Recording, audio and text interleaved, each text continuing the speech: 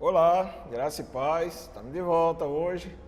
A nossa última videoaula, estaremos encerrando esse assunto sobre cristologia. Espero que vocês estejam aproveitando bastante. Espero que nesse decorrer de curso vocês estejam assimilando bem as ideias, estejam aplicando, tá certo, a vida de vocês, porque na realidade no dia a dia vocês vão precisar. Todas as informações da palavra de Deus, tudo aquilo que a gente aprende em termos de ensino da Bíblia Sagrada é muito proveitoso para a nossa vida prática.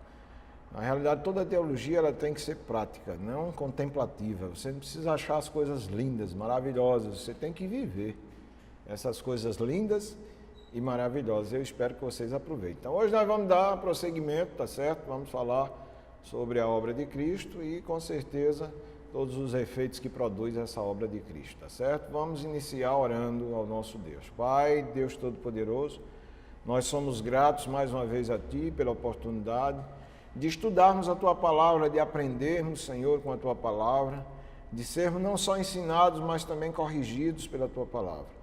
Te peço, Senhor, que trabalhe no coração de cada aluno que participa deste curso, que o Teu Espírito, Senhor, haja poderosamente, nós sabemos que Tu tens poder para isso, para fazer com que cada aluno não só entenda, não só compreenda, mas viva a dimensão maravilhosa dessa Tua Palavra, Pai.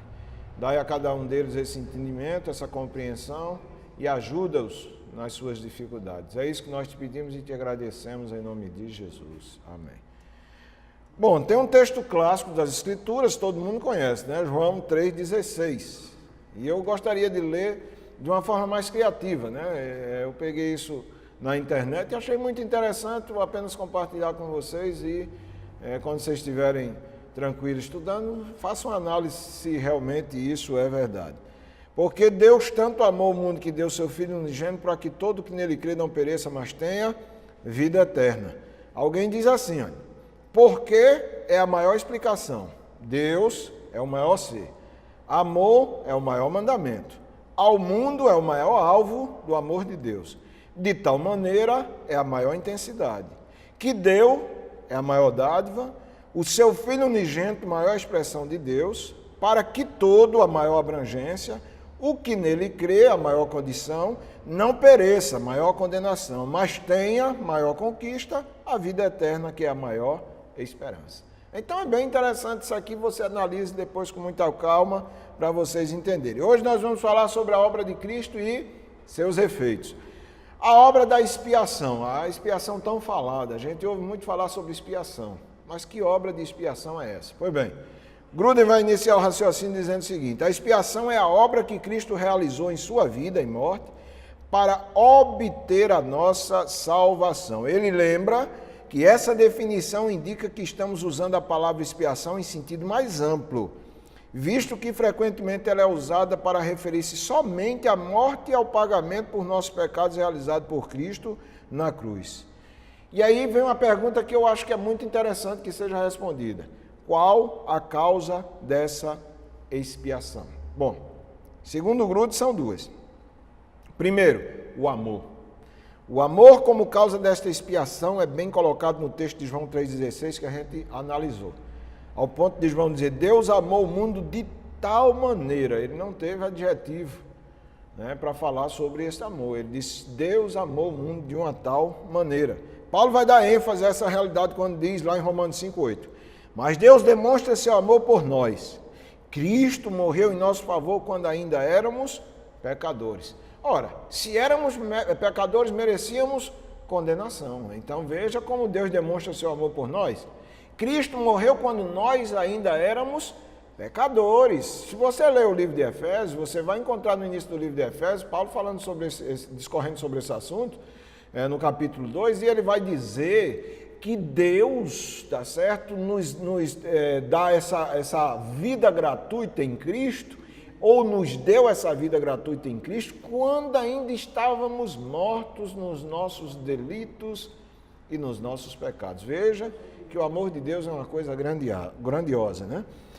O segundo motivo é a justiça. A justiça. Com relação à justiça, Gruden afirma que ela requeria que Deus encontrasse um meio para que a penalidade que nos era devida por conta dos nossos pecados fosse paga. Romanos 3,25 nos diz: Deus o ofereceu como sacrifício para propiciação mediante a fé, pelo seu sangue, demonstrando a sua justiça. Em sua tolerância havia deixado impunes os pecados anteriormente cometidos. Aí Gruden afirma uma coisa interessante, que quando Deus enviou Cristo para morrer e pagar a penalidade dos nossos pecados, foi para, no presente, demonstrar a sua justiça a fim de ser justo e justificador daquele que tem fé em Jesus, conforme Romanos 3, versículo 26. Gente, qual destas duas causas é a mais importante? Essa é a questão, né? Vamos tentar analisar isso aqui. O que Gruden diz acerca deste ponto? Ele conclui que ambos, o amor e a justiça de Deus, foram a causa última da expiação, sendo os dois igualmente importantes. Já para Berkhoff, a causa da expiação no amor e na justiça são combinados. Ou seja, se dissermos que a expiação se funda somente na retidão e na justiça de Deus como causa motora da expiação, o que acontece? Daremos pretexto àqueles inimigos da teoria da satisfação quanto à expiação que gostam de descrevê-la como se implicasse que Deus é um ser vingativo, interessado unicamente em sua honra. Vamos dar margem para isso, se deixarmos só dentro da questão da justiça. Se por outro lado considerarmos a expiação como pura expressão do amor de Deus, então o que acontece? Não faremos justiça à retidão e à veracidade de Deus e reduziremos os sofrimentos e a morte de Cristo a um enigma inexplicável, o que não é uma coisa muito boa dentro do contexto do raciocínio para a gente entender e compreender as causas da expiação de Cristo. Então há uma necessidade dessa expiação? Claro que há. Segundo Berkhoff, as provas da necessidade da expiação são mais de caráter inferencial, mas não obstante são de considerável importância. Então observe, primeiro, pelo que se vê, é claro, ensino da Escritura de que Deus, em virtude de sua retidão e santidade divina, não pode simplesmente passar por alto o desafio feito à sua majestade infinita, mas necessariamente deve visitar com punição o pecado. Deus é santo, ele não suporta o pecado. A Bíblia já demonstrou que ele amou o pecador, mas ele não suporta o pecado. O pecado é algo abominável para Deus. Então era necessário que Deus agisse de forma justa com relação ao pecado, dando a punição pelo pecado. Isso é claro, isso é justo. Diz-nos repetidamente a Bíblia que de modo algum ele absolverá o culpado. Êxodo 34, 7, número 14, 19, Naum 1, 3, tudo fala sobre isso. Ele odeia o pecado com ódio divino. Todo o seu ser reage contra ele, conforme o Salmo 5, versículo 4, 6 e Romanos 1, 18 também deixa isso claro. Então Paulo argumenta, lá em Romanos 3, 25, 26, que era necessário que Cristo fosse oferecido como sacrifício expiatório pelo pecado, a fim de que Deus pudesse ser justo ao justificar o pecador. Então ele ia justificar o pecador não porque ele queria, gratuitamente, passando a mão por cima, não. Ele iria justificar o pecador porque houve um pagamento, houve uma expiação por esse pecado. Então ele recebeu esse pagamento, essa expiação, esse sacrifício. E agora pode justificar naturalmente o pecador. Segundo, isto leva diretamente ao segundo argumento. A majestade e a imutabilidade da lei divina, inerente à própria natureza de Deus, já que Deus é imutável, fez-lhe necessário exigir satisfação do pecador. Se Deus queria salvar o pecador, a despeito do fato de que este não podia satisfazer as exigências da lei, tinha que fazer provisão para uma satisfação vicária como base para a justificação do pecador. Então, isso aqui é uma coisa bem clara. Veja bem, eu vou só repetir para você entender. Se Deus queria salvar o pecador, a despeito do fato de que este não podia satisfazer as exigências da lei, então tinha que fazer a provisão para uma satisfação vicária como base para a justificação do pecador. Por isso enviou Jesus para morrer no nosso lugar, porque a gente não tinha condições de fazer esse pagamento. Vocês entenderam isso? Terceiro, a necessidade da expiação também se infere da veracidade de Deus, que é o Deus da verdade e não pode mentir. O que quer dizer isso? Deus não é homem para que minta, nem filho do homem para que se arrependa. Porventura, tendo ele prometido, não fará? Ou tendo falado, não cumprirá, conforme Números 23, 19? Ora, quando Deus entrou em aliança de obras com o homem, decretou que a morte seria a penalidade da desobediência. E esse princípio tem expressão em muitas outras palavras da Escritura, como, por exemplo, lá em Ezequiel 18,4 e Romanos 6, 23. Então, havia, da parte de Deus, um princípio estabelecido de que todo pecador iria morrer. Então, Deus não volta atrás. A alma que pecar, essa morrerá. Não tem como Deus voltar atrás a essa situação. Então vem o quarto.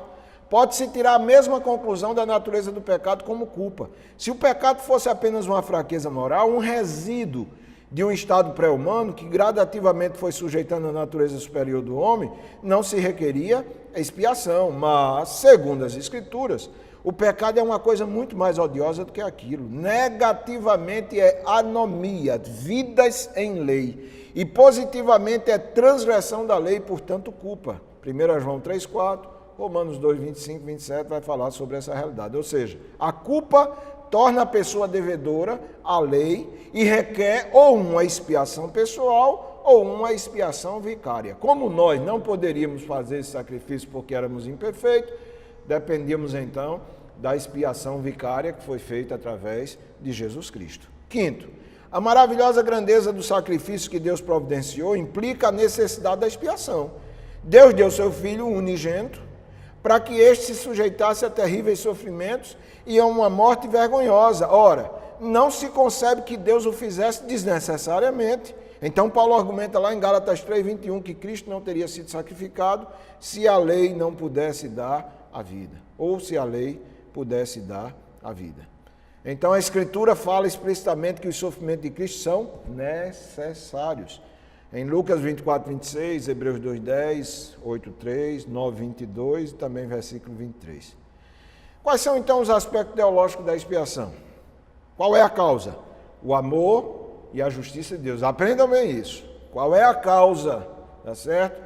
Dos aspectos teológicos da expiação. Qual é a causa da expiação? O amor e a justiça de Deus. Qual é a necessidade? A expiação não era absolutamente necessária, mas como consequência da decisão divina de salvar alguns seres humanos, a expiação era absolutamente necessária. Terceiro, qual é a natureza? Jesus obedeceu ao Pai em nosso lugar e cumpriu de maneira perfeita as exigências da lei. E aí vem o terceiro ponto tão importante quanto os demais, os efeitos da obra de Cristo. A obra expiatória de Cristo é um evento complexo que tem múltiplos efeitos sobre nós. O Novo Testamento usa palavras diferentes para descrevê-los. Vamos examinar 4 dos termos mais importantes. Quais são os efeitos da obra de Cristo? Olhe só quais são os efeitos. Qual era a situação do homem? Estávamos escravizados ao pecado e ao reino de Satanás. Qual é a obra de Cristo? Sacrifício. Segundo, merecíamos morrer como castigo pelo pecado. Qual é a obra de Cristo? Propiciação. Terceiro, merecíamos receber a ira de Deus contra o pecado. Qual é a obra de Cristo? Reconciliação. Quarto, estávamos separados de Deus pelos nossos pecados. Qual é a obra de Cristo? Redenção. Então veja que há uma coisa tremenda com relação a essa questão. Termos teológicos do Novo Testamento.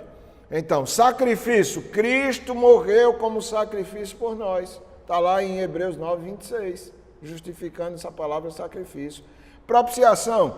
Cristo morreu como propiciação pelos nossos pecados, 1 João 4,10. Reconciliação, Cristo nos trouxe de volta à comunhão com Deus, 2 Coríntios 5,18. E redenção, Cristo pagou o preço pela nossa libertação do pecado, tá certo? Então veja bem, podemos concluir esse breve estudo completando a obra de Cristo através da sua ressurreição e ascensão. Primeiro, os evangelhos contêm abundante testemunho da ressurreição de Cristo. E aí tem os textos que você pode conferir. Mais uma vez, eu bato nessa tecla.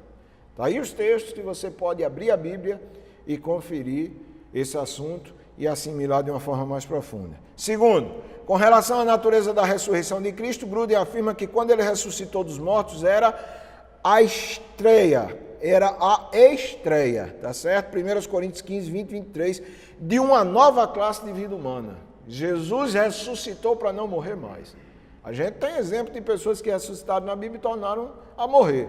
Jesus é o primeiro que ressuscita para não morrer jamais. E um dia nós também teremos essa bem-aventurança. Se nós morrermos hoje, um dia ressuscitaremos com Cristo para não morrermos jamais. Se Jesus vier hoje, né, e arrebatar a sua igreja, nós não vamos experimentar a morte, mas seremos transformados. O que é mortal será revestido de imortalidade, e o que é corruptível de incorruptibilidade, seremos semelhantes a ele. Não morreremos mais. Mas em contrapartida, todos os nossos amados irmãos que partiram para estar com o Senhor, voltarão na vinda de Cristo, ressuscitarão para não morrer mais, porque ressuscitarão num corpo perfeito. Era uma vida em que seu corpo era perfeito e não mais sujeito ao envelhecimento, fraqueza e morte, mas capaz de viver para sempre. Terceiro, a ressurreição física de Jesus e posse eterna de um corpo de ressurreição física nos dá uma clara afirmação da criação que Deus fez originalmente. Deus viu tudo o que ele tinha feito e que era muito bom. Gênesis 1, 31. Então, no final, Deus vai restaurar toda essa condição humana. Então, qual é o significado doutrinário da ressurreição? Primeiro, podemos dizer que a ressurreição de Cristo assegura a nossa regeneração, daí os textos que estão aí enumerados. Segundo, a ressurreição de Cristo assegura a nossa justificação, também aí os textos enumerados. Terceiro, a ressurreição de Cristo assegura-nos que iremos receber igualmente corpos ressurretos perfeitos. E aí estão os textos. Gruden ainda observa um significado ético da ressurreição. Ele diz que Paulo, depois de uma longa reflexão sobre a ressurreição, vê-la como uma aplicação à nossa obediência a Deus nesta vida. E ele encoraja, veja o que é que ele diz em 1 Coríntios 15, 58. Portanto, meus amados irmãos, sede firmes e constantes, sempre abundantes na obra do Senhor, sabendo que o vosso trabalho no Senhor não é vão. É porque Cristo ressuscitou dos mortos e que nós também seremos ressuscitados, que nos sentimos encorajados a continuar firmes na obra do Senhor. Já com relação à ascensão de Cristo, Gruden vai afirmar o seguinte. Primeiro, Cristo ascendeu a um lugar. Atos 1, 3, Lucas 24, 50. Segundo, Cristo recebeu glória e honra como Deus homem, que não tinha sido sua antes, né? Nessa condição de Deus homem. 1 Timóteo 3,16, Hebreus 1, 4, Apocalipse 5, 12. Terceiro, Cristo assentou-se à destra de Deus. Hebreus 1, 3, Efésios 1, 20, 21 e 1 Pedro 3, 22. Quarto, a ascensão de Cristo tem importância doutrinária para nossas vidas. Só você ler os textos. Eu espero que vocês leiam. 1 Tessalonicenses 4, 17, Hebreus 12, versículo 1 a 2, João 14 e 3. E é isso aí, tá certo? Que Deus os abençoe de forma muito especial. Espero que vocês aproveitem bem essa matéria. E até a próxima, se Deus assim nos permitir.